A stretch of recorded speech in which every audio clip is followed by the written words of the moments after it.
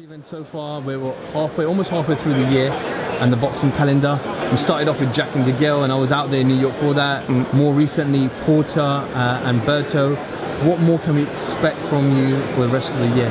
Well, for us, we'll be out here in the UK, 3 times in the next month. Obviously, for Wembley, for the Joshua fight, then back with Gervonta Davis and Liam Walsh, and then up in Sheffield for Brook-Spence. So I'm guessing you're going to be renting some sort of house. I'd like to. I know I'm a registered traveler now. I had to get that to make sure I could get into the UK more quickly. In the UK as well. Right. So, Ed, I think it speaks a lot to really the buzz that boxing is generating here, to the talent in the UK, and the fan support. So, 3 times in a month, I wouldn't be surprised if we were back here, once or twice before the end of the year, possibly to Belfast for a Carl Frampton fight. I think we would look to do, more likely in the U.S., a welterweight unification fight. I'd love to see the winner of Brook-Spence take on Keith Thurman and have a three sanctioning body world champion at that point. I think that would be a massive, massive fight and a great way to end the year.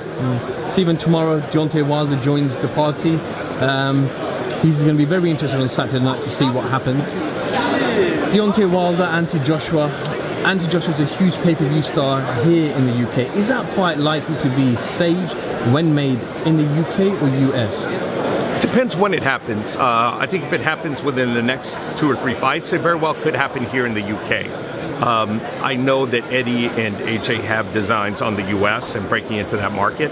So it's very possible that, if it happens in a year or so, that by that point, Anthony will be progressed among the US fans, where that it's as big a fight commercially in the US as it would be here. So I can see it happening either place. Finally, just the closing words, Stephen. We're obviously here at Sky Studios. Tomorrow's the weigh-in. I want to talk just about the fans and the difference between the American fans and the UK fans. You've been to the events in the UK. What do you think that main difference is between the love that the British fans have for the sport and then the American fans?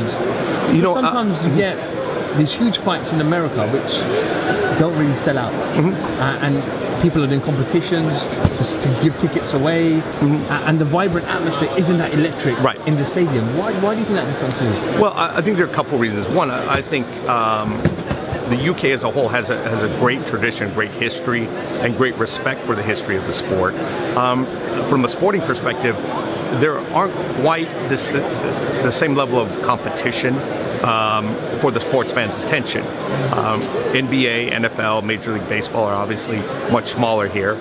Soccer is much bigger, and there are certainly other endeavors, cricket and darts and things which don't register in the U.S. But I think it's in terms of vying for the fans' attention, there's slightly less competition here. But more than anything, I think there's just a level of popularity and a level of grassroots fandom that the U.S. has not achieved yet. From amateurs through Olympic competitions, through international, through the big mega events, the UK has proven to be a really huge source of support, for boxing, and I think the U.S. market could take a lot of lessons from it. Stephen, thank you so much, and as always, generous with your time. Absolutely. Enjoy your stay over the next couple of days. I'm sure we'll bump into you tomorrow at the weigh-in. All right. Stephen Espinoza for FightHype.com. Thank you very much. Thank you.